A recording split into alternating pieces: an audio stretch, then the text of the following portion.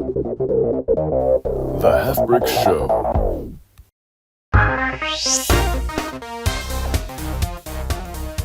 Welcome to the Halfbrick Show. I'm Aiden from customer support here at Halfbrick, and today I'm joined with Carmen, as usual, to present a very special series of episodes. Hi everyone. In the next few weeks, we're going to be talking about the Halfbrick Plus app, which has recently changed a lot, hasn't it? Yeah, I mean, if you haven't already, or if you've opened the Hub app recently and thought, oh, this is really different. One, you've got eyes, and two, you're not wrong. This is, it's not just a feature patch. It's what we're calling a new era for the app, right? So for years, Halfbrick Plus has been a bit of a subscription catalog. And as customer support, we've heard and seen the feedback around subscription blocking access to some games. We know you don't want to feel locked out and you want to keep playing your favorites. So internally, the question stopped being, how do we improve this? And it became, what can Halfbrick Plus actually become? What's it supposed to be? And the answer that the team found wasn't more catalog, more games. It was to become an ecosystem, right? Yeah, I mean, ecosystem is a big, scary word. I would guess that it would give you a lot of points in gibberish, and it represents a very big change. That's why instead of us trying to explain it in this series, you will be hearing from Eli, Nick, and Daniel on their first podcast appearance about why we are moving away from those subscription models, why cards are our first step, and what we are trying to test during soft launch. And of course, we want you, the listeners, to be a part of it. If you've got reactions while you listen, whether they are good or bad, please send them over to the show at halfbrick.com and we'll pass them along to the rest of the team. Yes, always the email plug, please, and thank you. So it's a bit of a takeover, right? Like it's a takeover week, we'll call it. Yeah. So yeah, we'll be back at the end of this episode to wrap things up a little. But for now, we're going to step aside. Please enjoy. And here's the Halfbrick Plus team.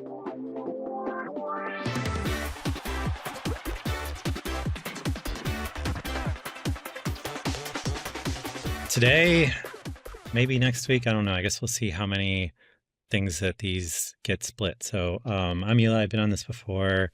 I lead marketing at Halfbrick and do a bunch of other stuff. With me today, I've got Nick and Dan that are part of the Halfbrick Plus team. So we're going to have a potentially multi-segment chat on Halfbrick Plus cards, all that stuff that's going on with that, and everything else. So Nick, why don't you give the audience an intro on yourself, and then Dan can take it from there.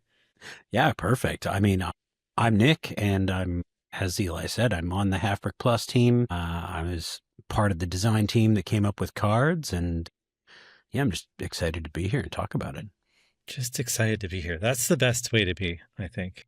I think so. Should also mention that these guys are from Canada, which, Halfbrick's a global company, and any excessive politeness is probably directly attributable to that. So, Dan, what's your story? I'm Daniel. I've been with Halfbrick for a couple of months now, and I'm on the Halfbrick Plus team as well. And I'm focusing on product analytics. That's the area of my expertise right now. So, yeah, excited to see it launch. We should mention that we're all old. Like, we've been in the mobile industry or the game industry for quite a while. So we're some of the more kind of like senior people at Halfbrick. Halfbrick hires a lot of like people straight out of college and stuff like that. So we're kind of like the old dogs that have been around the block for quite a while. Nick and Dan have worked on a whole bunch of different games. I've done, similar. So it's really cool to be able to take the stuff that we've done and bring it into Halfbrick and do it in kind of a Halfbricky kind of way, right? So I guess we should touch on like the reason we're doing this. The Hub app got a pretty massive update that we didn't really announce that we were doing this or anything else. We're trying to. A big part of kind of the way that we're approaching this episode and just kind of Halfbrick stuff in general is, increasing transparency on stuff. So when things happen, it's not a surprise to people, and people aren't like, oh, hey, this app that I've had just sitting on my phone for the last year not only finally got an update, but it looks totally different and behaves totally different and, all that kind of stuff, right? So I don't know. How you guys feel about that? I mean, to a certain degree, it's not done, right? So we have a lot of little pieces that we want to put out in stages. And I think we talked a lot about the concept of like, well, when do we want to wait to put this in players' hands? You know, there's been snippets. We've had made videos and trailers and stuff like that, and people are excited already. And so, you know, I think when we come to it, like, yeah, we could have a big build up. We could take a really long time to like tease it out, every little feature and stuff like that. Or we could just kind of drop it and see what people think, and then they can help us grow, right? Yeah, no, it's cool. Like I'm very excited because we've been playing around with it internally for God, like ages now, months and months and months and months. It's been really cool, kind of like watching this all evolve. But one of the things that we really want to do throughout this process is just be a lot more transparent with people, get this stuff in people's hands and get them to tell us kind of like how it feels, more or less, you know, what you like about it, what you don't like about it, you know, all that kind of stuff. So folks aren't just like waking up to these drastic kind of changes over time that are surprising. Because we internally at Halfbrick, we put a lot of effort, like Halfbrick Plus is a major focus, like that Nick's whole life is Halfbrick Plus, right? But externally, I mean, I do other things too, but yeah, that does feel like my life. Yeah, I mean, my life is Halfbrick marketing, so I maybe I'm speaking for myself on that kind of stuff. And I guess Dan's life is Halfbrick data now. Yeah, a bit of everything. I like to explore all of the different areas of Halfbrick right now, but the big focus is Halfbrick Plus. Yeah, at the moment. Dan lives a really cool double life too that everyone's always excited about with these Canadian military stuff. I don't know. Are you able to talk about that, or is it top secret? I can talk about it, but yeah, I've been a member of the Canadian Reserves for a number of years now, and I was still an active volunteer. That's very cool. Most of us are just total nerds, so it was like a real surprise to learn that Dan's doing cool stuff outside of being a nerd. But I guess I don't want to burst your bubble, but much of the Canadian forces are huge nerds. Oh, really? That's cool. I don't know. Anything about that kind of stuff like inform kind of like your day to day at Halfbrick? Like it's kind of just really interesting. People coming from that kind of background. Yeah, it really changes your perspective on things sometimes, and then it makes you realize how to work as an effective team, and then how to rely on others to get the mission done. Get the mission done. Yeah, that's cool. Well, I think that like one of the things that we should kind of touch on, and I feel like Nick, I mean, like you guys have been at the forefront of this, and you know, Shaz, the CEO of Halfbrick, kind of gave this talk during the town hall that we had earlier surrounding like clarity over time on stuff and decisions, right? Because Halfbrick Plus has evolved quite a few times, and like, you know, if you're a fan of Halfbrick, like you've seen, you know, kind of the evolution of this whole thing and everything else. And I think do you guys remember what the slide Shaz showed with like the clarity over years? I was trying to remember the percentages over time.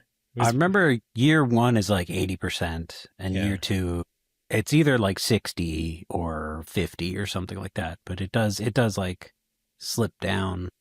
Yeah. I would argue that in real terms, that kind of is like a much more logarithmic scale, depending on how the company's like run and managed and things like that. Dan and I have both been a part of companies before that, you know, they write down their roadmaps. It's a 5-year roadmap. You're not deviating from that roadmap, even if you have a better idea or make creative choices, or your audience and player base is telling you that like, hey, we don't like this direction you're going. And there's a lot of pressure from the top that is just like, well, that's too bad. We're going that too direction. Bad. The sprints are planned for the next 2 years and like we can't, the train's not stopping, right? Like, too bad, man. But Halfbrick's not really like that. You know, we kind of adapt and we kind of do things a little fast and messy. And that's kind of cool. Like, you know, it can get chaotic and stressful at times, but at the end of the day, you know, when I came in, we talked a little bit about cards for a little bit as like a potential thing that we would do. And I remember I had like 2 to 3 meetings with Chenille. And the first one, he was like, well, how do you think that would work? And I was like, you'd kind of do it like this. And I just made him a little board with just like honestly, like a dream board with just my thoughts on it and how far we wanted to take it and how it would work and how it would be, more friendly to players and give them opportunities to like interact with it if they wanted to, still have value if they didn't want to. And then we looked at a couple of prototypes after that. And then I think it was like a week later, he just came back and was like, yeah, we're doing it. And I was shocked, like, oh, okay, yeah, we're doing it. All right. Yeah, what's kind of funny about that is like, God, I could probably dig this up somewhere to show you guys or even show people, but I had to see what is not fit for public consumption on there or whatever. But I remember like, so I'm in America. The rest of the leadership team at Halfbrick is in Australia. So once or twice a year, I fly out and we do like a real intense week where it's kind of like I don't know. It's like it's weird because like I've been involved in kind of like leadership planning before in other companies, and it's always like very rigid. It's like, all right, the board meeting, it takes place quarterly. There's a person there that's like taking minutes, and like everything else, we're going through some like super sanitized kind of like deck that someone put together. You find out what projects live and what projects die, and like all this crazy stuff that you just kind of deal with in corporate America, right? Whereas at Halfbrick, like the leadership stuff that we do is like effectively like a sleepover at the CEO's house for a week, and the vibe's really fun. It's really cool. It's not like anything that I've ever done before. But during that, it's just like a lot of intensive like whiteboarding and brainstorming and like all kinds of stuff like that. And what was funny to me about like cards getting resurrected when you joined the company was like one of the things that I had on like one of the earliest sort of like brainstorm boards for what we should do with Halfbrick Plus and all this other stuff was it was kind of the way that I sort of pitched it was I was very like League of Legends brained at the time and was talking about like the different kind of the drive that you have as a player for collecting like the different skins and like the limited time stuff and the junk free avatar and everything else. And was like, and the way you represent this to players is probably like on cards or something, because like then it all makes sense. And like the cards do different things and you slot them into like different, like I was imagining as like an inventory system where it was almost like you were equipping your like persona on Halfbrick Plus or whatever, where it's like, oh, here's your avatar card. All right, here's your frame card that's going like a character sheet kind of thing almost, and it was like everyone was like, oh yeah, that's cool. Yeah, we'll do that later maybe or something. Because again, at the time we were doing subscription stuff and like had the whole game catalog thing, and this was just sort of an out there idea, right? So when you guys came sailing in and like sold Shaz on the idea of like doing cards, and it was back, I was like, oh cool, like this is awesome, like this is really really really good, right? So I'm excited for it. But anyway, so I think the point to just get across to folks is that like we're developing this in the open, right? And that kind of like we have an idea of what like the plan is and like what the roadmap is, but the kind of Halfbrick way of working is really interesting and kind of unlike anything that I've dealt with in my career, where it's just like we just like we don't get married to anything, that any base assumptions or whatever, which kind of breaks people's brains sometimes, right? Because it's like the folks in Discord will get all upset about like, hey, I thought you said your Jetpack Joyride Racing was coming out in October or whenever it was supposed to come out. And it's like, yeah, that is when we thought it was going to come out. But then we hitched all this other stuff to it, and it's actually going to come out later. When? I don't know, but it's going to be cooler. Yeah. And I don't know. It's an interesting challenge, I suppose. What do you think? Yeah, I mean, I think by and large, like we're in a really experimental phase right now. And I think historically, from what I understand, Halfbrick is a pretty experimental company. So it's cool to be part of an experimental group. But, I've had this conversation so many times where people are just like, well, I think this and I think that. And like, this is the way it needs to go. And I have to stop people a lot because it's like, well, that's great. Like, I think a lot of things too. And like, I know Eli thinks a lot of things. And I know that but at the end of the day, like, we can't keep having these opinions until we actually like hand it out to players and they tell us what's true. Because like everything else before that is just a theory. And it's like, right. we have to actually like put it in people's hands. Yeah. So yeah, we get to do that. I think you and Dan are kind of like a dynamic duo on that in a way, because it's like what I've kind of been pushing for the longest time on like my side is, and this is just from my background of working in like free to play and companies owned by private equity that are like addicted to KPIs and like all this other stuff surrounding like doing that sort of work that I think is really cool that Halfbrick does, but like not operating 100% on vibes, like operating like maybe 70% on vibes and like 30% on confirming stuff with data, right? So like that's why I was so stoked that you brought Dan on board, is like Halfbrick as a company, like someone way back when, I don't even know, maybe Dan knows, but like set up all this stuff that we've got that's collecting data across different things, but like no one knows what to do with it, right? And so it's really exciting that we'll be able to do something with it, make decisions that matter based on usage and stuff. So I don't know, but yeah, it'll be exciting because the goal is to measure how people are interacting with cards and then try to like figure out like some of the mechanics. Like we have forging, we have crushing, and then we have upgrading. And it's like if we find that players really don't like one of those features and are not engaging with it, then we made a wrong decision and we need to change the direction that the app is heading. yeah. But if players do like it, or they feel like there isn't enough value in one of those things, and we can see it, and then through feedback through sources like Discord and our community support, if we can come to the conclusion that like we need to make a change, then we will, because we want it to be a fun, engaging experience that supports our games, like Jetpack Joyride Racing. Like we want the cosmetics there to feel important. We want you to like feel the accomplishment of actually earning them through the cards, and then like have that excitement when you open a card pack and you actually get one of the more rare trails or skins for the characters. It should be exciting. Yeah, no, I'm excited for it, and we'll just it's my kind of pledge, I guess, as the person in charge of sort of marketing and the external voice of Halfbrick and stuff, that like we'll just be really honest with folks about this kind of stuff, because we'll just see what happens. I mean, like I think that early kind of indicators seem like people seem pretty jazzed by this and are excited to see where it goes. So we'll just kind of continue kind of sharing that direction and everything else, and we just kind of ask that people are just chill about like when things change, and we'll try to like really share like why that is and everything else along the way, so none of this is a surprise to folks. And I think there's a lot of work to be done on kind of making sure that people know that Halfbrick is just like a bunch of cool, passionate people trying to make cool stuff, and not necessarily like this big giant company that has all these like very rigid plans and all this kind of stuff.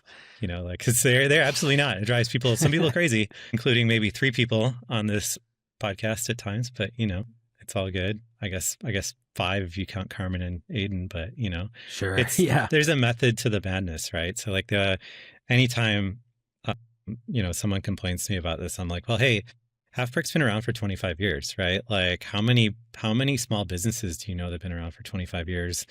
So like much less in the game industry, right? So much less like, doing the same thing in the game industry for 25. Like that's just all those companies are like tiny shadows of what they once were now. Like nobody's interested in the same thing over and over again for 25 years.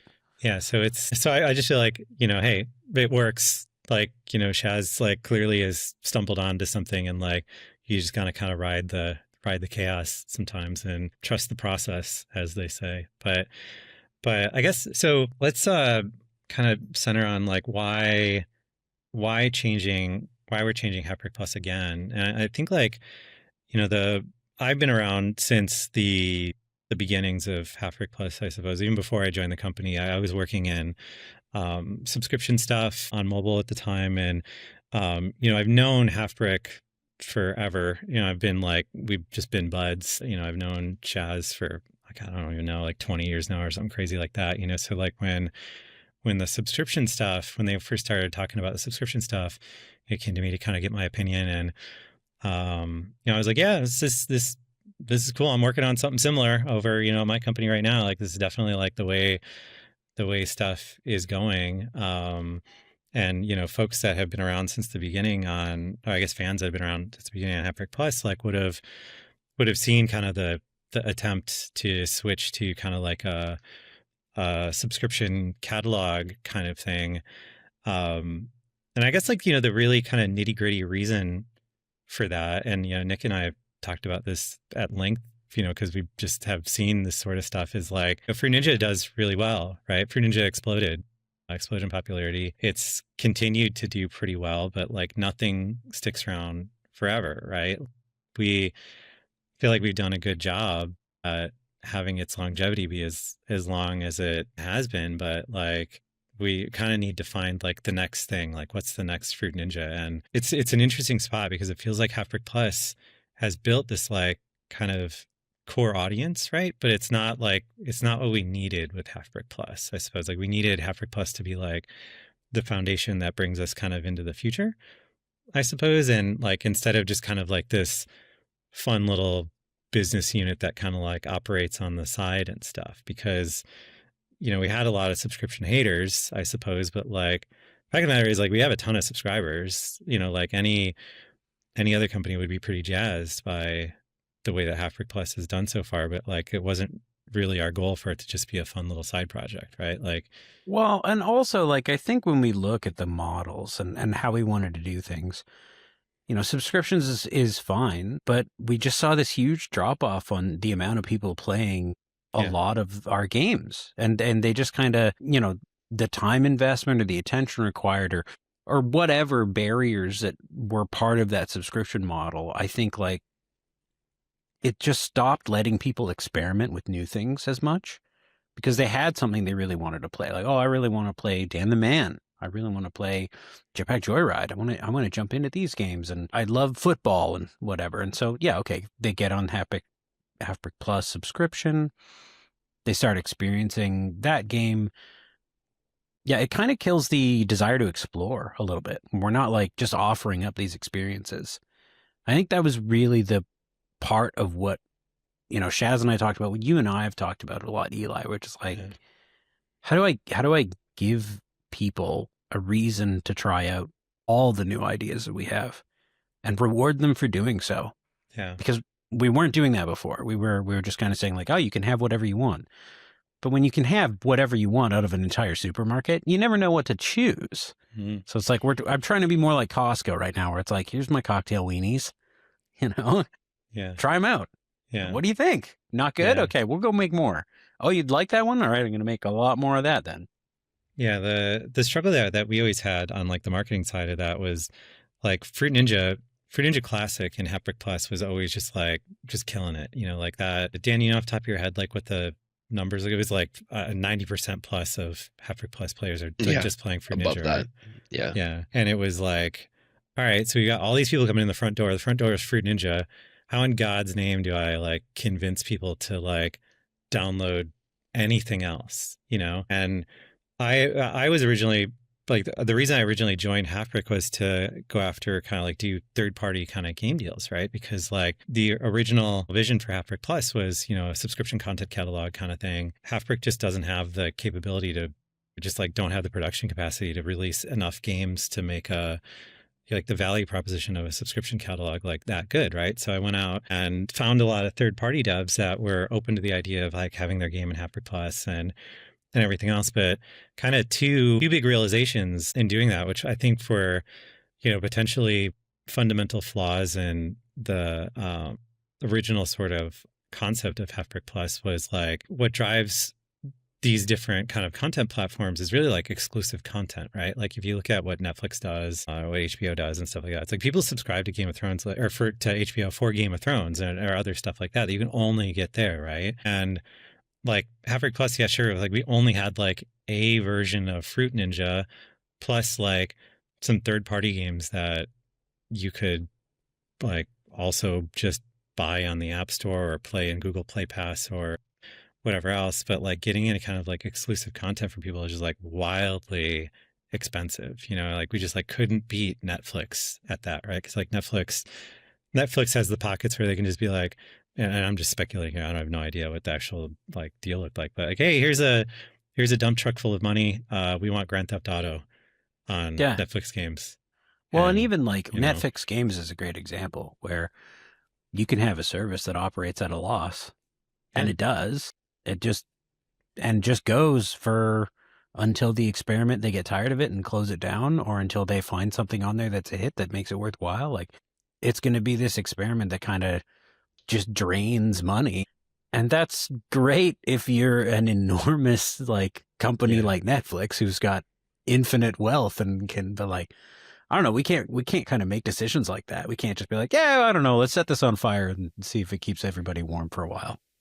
Yeah. Well, also like for Netflix, like $100 million experiment, again, I'm just speculating, $100 million experiment is like a rounding error for them, as opposed to like $100 million experiment for Halfbrick is like impossible. You know, like we just like don't have that. All of us have 6 mortgages on our houses if we do that. Yeah, pretty much. It's like pulling in all of the money from everyone anywhere and trying to do something. But then, you know, it's also like the subscription content catalog idea.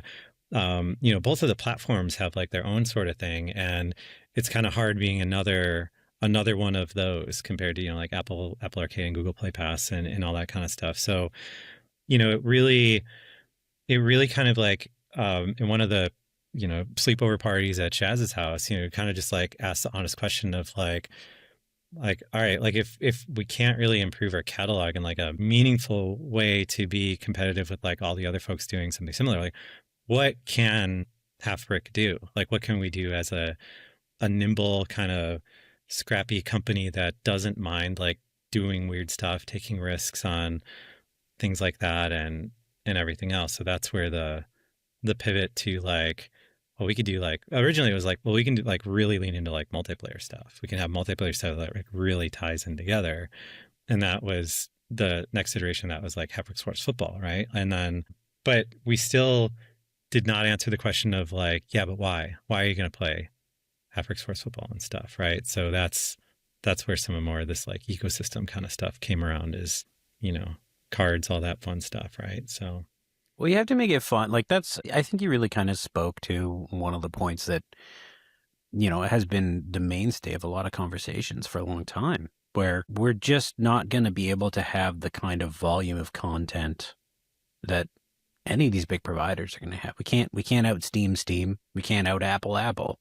We can't out Google, right? These aren't possibilities that we can do as like a little guy. But we can make it more fun. We can make it a lot more fun than all these little guys do, because they just huge big box stores, right? Yeah. So, you know, we can make you play mini golf with us as we walk through our little environment. Like, yeah, we're good at that.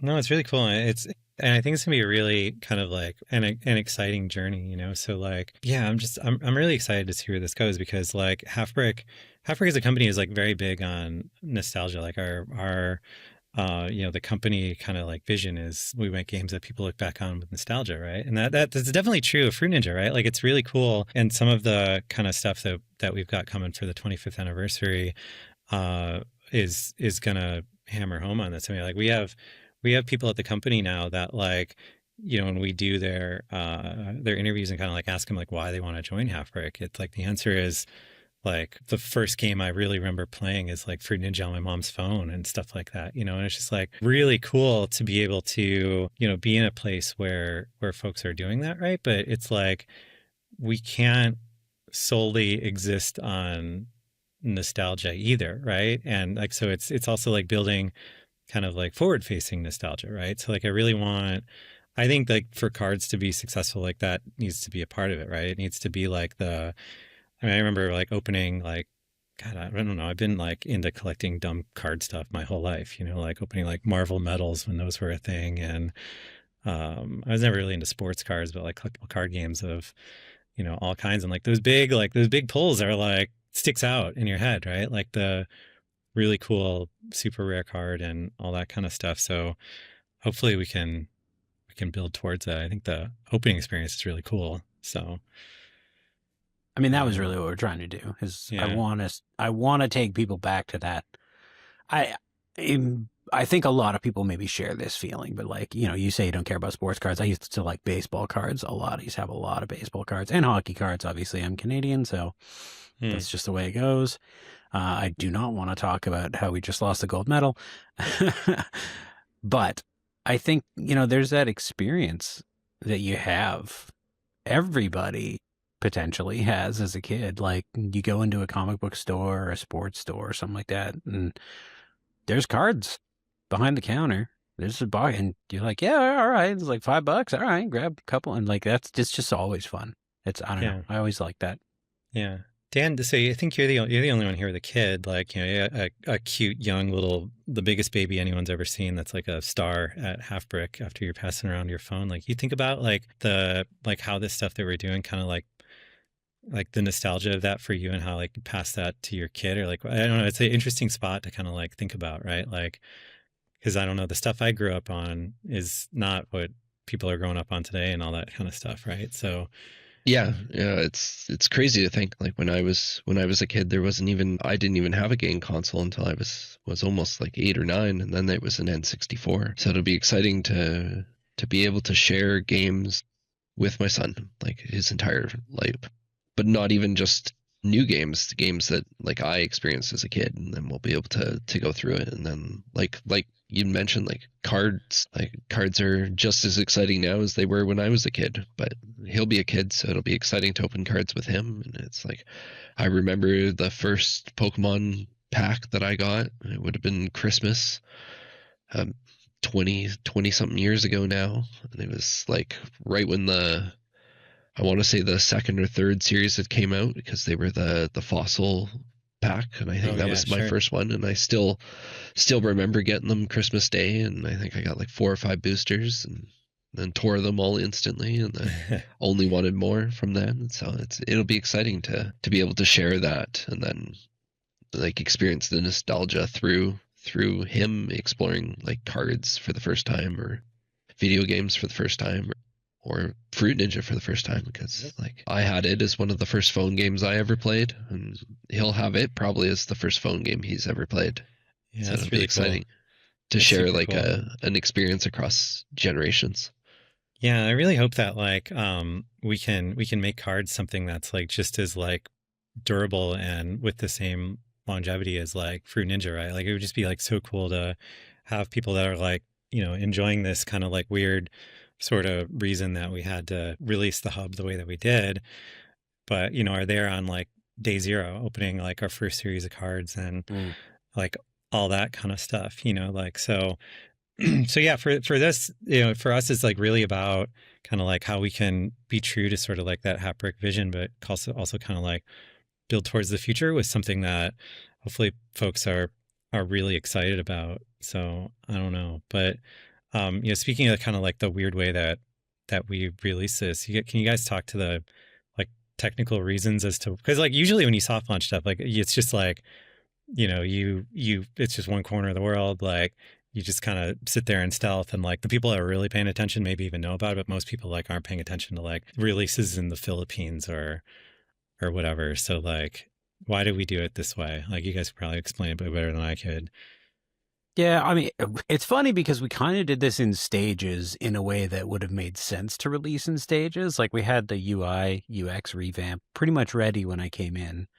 And then we were like, well, it needs to be polished up and we need to change things, and the layout's not exactly right. And then, you know, we got started on cards. And, you know, we were thinking about a lot of ways to do cards. And then we're like, well, cards just, if we want them to be universal, if we want everyone to be able to get them, then it belongs in the Hub app as well. And so it just became this kind of like coalescing development stream that built towards things. And then when we started getting excited about it and started getting this into a place where it's like, all right, yeah, we can start releasing this. And like, what do we release in select ways? Then we encounter the problem where it's like, oh, the big platforms don't really allow you, like, unless it's a brand new app, because we're still updating Halfbrick Plus, they're not really going to let you like, okay, drag this back from several different countries and like let them have the old version for a while. And then, I mean, even internally when we talked about it, it's like, yeah, but should we just let it to like a couple of people? Like, because we're giving out cards and like, yeah, maybe they don't matter to everybody right away, but like, do I want somebody who's in like this region to be able to like get a whole big card collection 3 months before, or 4 months, or I'm not giving you official dates for any global releases, people. But like, yeah, I don't want them to have like a full card collection and then day one somebody comes in and has to contend with that, or trade against that or do anything like that, of any of the future features we want to put together. So might as well just kind of let everybody have, like, we kind of got boxed into this situation by having to update the hub app with everything there and kind of block off a few things. But at the end of the day, I do think it might be a little bit better. Yeah, I initially, when you guys were talking about like, what do we do because we can't do like a staged regional update kind of thing, I was like, oh my God, I don't even know how we explain this to people, because if you're not in one of the regions where Jetpack Joyride Racing is soft launch, like the experience is a little bizarre for you as a player. Probably it's like you just get this update, everything's different. Now there's cards, now there's like a shop in the app, like now there's like mention of a season pass. It's like, what is all this stuff and why, and what happened to like my my subscription stuff, like where does that kind of fall into everything? So like I don't know, it's a little awkward, but if you were in a region like the dream of this is like, hopefully Jetpack Joyride Racing is really popular, get featured by the platforms, everything else like that. A whole bunch of people download that. And the experience when you come in the front door at Jetpack Joyride Racing, like, makes a lot of sense to introduce like the concept of cards to the player and like the season pass to the player and like everything else. So I'm really excited to get that out to people and like get feedback from folks that are in the soft launch territories to see like, does this make sense to you? Because like what I always worry with some of the stuff that we do is, I mean, God, I've had builds of these games on my phone for months and months and months and months, right? It's like Since September? Yeah, basically. And like I understand all this really well, and like I get it because like I've seen every iteration and everything else. So I'm just like very curious to see what this looks like to folks that are just like seeing this for the very first time and like and everything else, So that's why when we kind of talked about it in the marketing team, it's like, all right, so we've got this kind of like messy rollout just because of the way that it sort of has to be. Like, how do we explain this to people? And it's really just like, download the Hub app, give it a go, give us your feedback on stuff, and open the cards, every day, every 16 hours, you can open another pack for free. If you are subscribed, depending on the subscription tier you've got, that timer goes down to 10 hours and then 10 and 6 6. hours. So yeah, it's just, we're really just jazzed to see how things go. And I don't even know if by the time we publish this Friday, like if Jetpack Joyride Racing on Android will be out yet. We're just dealing with like, hopefully today or tomorrow. That's like tomorrow. that's Cool. the big push that we're working on internally. Yeah. But to go back to what you were saying a second ago too, like I think one of the things that I thought a lot about early on was fairness. Of just like, because these series, like the card series, don't last forever. We're already putting together concept art for series 2. And so we want people to be exposed to series 1 for as long as they can. Because when series 1 goes away and series 2 replaces it, you can't get series 1 cards anymore. Yeah.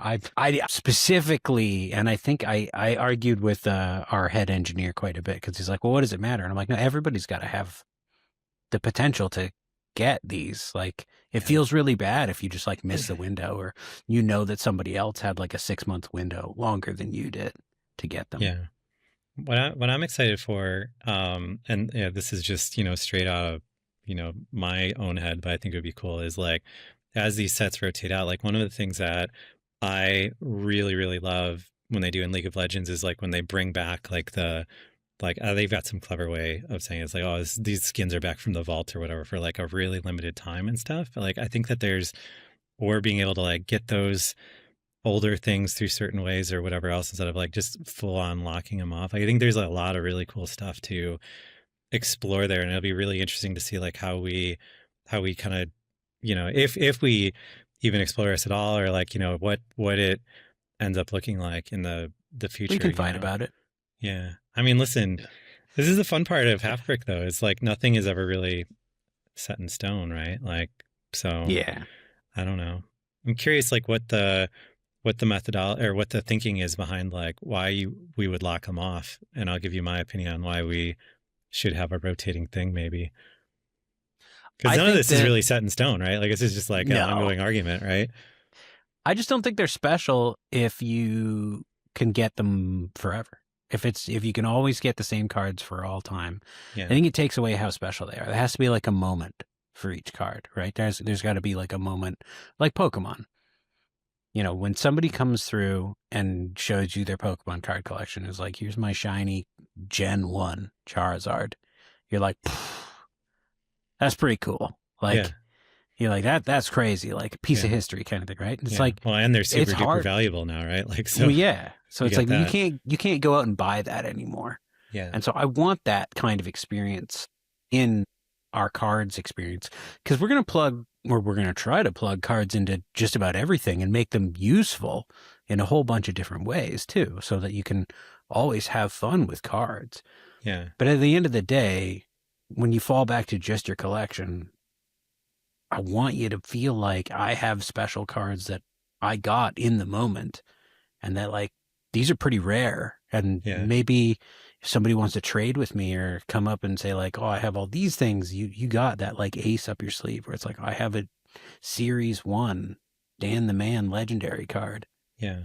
I guess like for me, it's like, it really depends on like where we land on like trading and like the portability of these cards, right? Because like because it's all just like digital objects, right? So it really just kind of comes down to like the system that you build around it. And the thing that I think is problematic about some of the other kind of like digital card stuff that you see, particularly in like free to play games, is like when stuff is just like trapped on your account, right? Because like I personally would be annoyed as a player if it was like I wasn't super tuned into this, or like just like, because people go in phases too with games. Like I haven't turned my Xbox on and couldn't even tell you how long, just because I've been like really obsessed with my Steam Deck, right? And that doesn't say anything bad about like the Xbox or anything. It's just like my focus is just weird and hyper targeted on certain things at particular times, and it would just like annoy me as a player if it was like, this card stuff's really cool, I didn't even know this was happening, and now like I missed the first set of them. But if I could like trade for other people, or like have, you know, some sort of catch up mechanic where it's like still like the stuff remains special somehow, but it's like I'm never fully 100% locked off from like, I will never be able to get like Hawaii Berry because like I just wasn't paying attention to Halfbrick Plus at the time, as opposed to like, maybe I can get Hawaii Berry, but it's like, I got to find someone that has, I got to really suck up to him to talk him into trading it to me, or like whatever else. I don't know. I just think there's like something interesting there. Yeah, I mean, there's always interesting ways to do stuff like that. I don't think it's impossible that we explore any of those things either. Yeah. And I realize I'm talking too much and I'm not letting Dan talk at all. But I'll just say, like, jump in if you want. I think that as we do trading, which is like a highest intent, real directive that we want to explore, like you said, like, oh, these are digital objects. Like, you know, what does it matter? We can do all that stuff. And it's like, that's actually what I want to attack. Like, I don't want people to feel like, oh, these are digital objects. What does it matter? Like, I want to tap into that. Like, no, this is like a real thing. Like, I went to the comic book store and I pulled out a pack and I ripped it open, and now I have it in like lucite and it's in my bedroom closet or something. Or I go to my mom's house and I'll unbox, you know, open the boxes in the attic and like, oh, there's my old card binder from when I was, 12. And so the more we respect these things and treat them like they're not just digital objects, and give them the kind of, I mean, I guess respect is the right word. Like, give them the respect they deserve. Treat them as if they are like moments in time. I think the better people feel, especially when they come into trading and things like that, because they'll be able to form their own personal attachments to the moments that they got these cards. To, oh yeah, I was there for Series 1. I was there for the soft launch of Jetpack Joyride Racing. I was there for global launch of that stuff. Like, I think those are, especially for people who really play Halfbrick games, I think those are important moments. Yeah, it'll be part of the player story and something that you can bring forward. But like we've said, our decision isn't final on this. We haven't decided. But like the other one is like, if the players decide that they really want cards to come back, there's no reason why we couldn't facilitate that. So like it'll be a bit of everything. Like, we'll have what we want to do internally, and then the players will have what they want. And if the players demand that they want Series 1 cards again, like, maybe we bring them back for a short time, or maybe they're part of a holiday set or something, or a special window where we look back at the past events of Halfbrick, or like maybe there's a big JJ Racing update that comes out. We could always bring some of the original cards back for that. You were saying a little bit ago how, you know, we have all these games that are like, oh, you know, people like playing this game, but we want them to try another game, or like, hey, go through that. I think cards are really important for that. And I don't just mean like the collectible cards collection, which is cool, but I want people to feel like they don't have to play a game. Like exactly like you said, where it's like everybody focuses differently. Like you're playing your Yeah. Steam Deck a lot right now. I don't want people to feel like they're absolutely missing out on anything if they're like, yeah, I'm not really into Fruit Ninja right now, but I still play football with a couple of friends like every couple of days or something. Or I want to try this new game that's on Halfbrick Plus or something like that, where it's like, okay, well, you can still do stuff related to cards. And when you revisit your old game or try even another game, I want you to have a benefit from that. I want you to be able to like not feel trapped on one title Yeah. from us. Like, feel free to experiment. Feel free to go out and like check stuff up. And I'm going to help you to do that. Yeah. I think it's going to be really exciting. So why don't we call this episode here, and the next episode next week, you guys will hear kind of like the philosophy behind like why cards as like the vehicle for this kind of thing. What specifically about this like really makes the most sense to us, and all that kind of fun stuff. So Cool. Any parting words of wisdom before we pack it in for this week? Be excellent to each other. Be excellent to each other. Daniel, any Canadian I military was just going to say, saying? like, get your free packs now. Oh yeah, Halfbrick Plus is out for everyone right now. So yeah, so definitely turn on push notifications so you don't miss a pack. You'll get a big collection by the time that JJ Racing comes out. Just being diligent about just even getting the free stuff, which is really gonna be cool. And we're excited for folks, to get across all that. So yeah, and if you got feedback on this stuff, like don't be a stranger. Like let us know. What if this sounded cool? What that we talked about, you're like, I think you guys are really on the wrong path with that kind of thing, or like whatever else. Like we're trying to like very transparently just like develop this in the open. So yeah, I mean, tell us what team you're on. Are you on Team Nick or Team Eli? Like, yeah. who are you siding with? Yeah, for real. So, all right, cool. Well, let's pass it back off to Carmen and Aiden, and we'll catch you next week. Thanks so much for listening to part one of this Halfbrick Plus special takeover. We appreciate it. The next episode in this, it'll be diving into the cards themselves. So look forward to that. So if you have listened up to here and you've got any reactions, comments, or questions about Pandeman 2, just send them over to our lovely email, theshow@halfbrick.com. We'll see you there. Coming up next time on the Halfbrick Show. To see how many cards. You would be offended, by the way, to know how many cards the JJ Racing devs have already. Yesterday they were showing me their collections.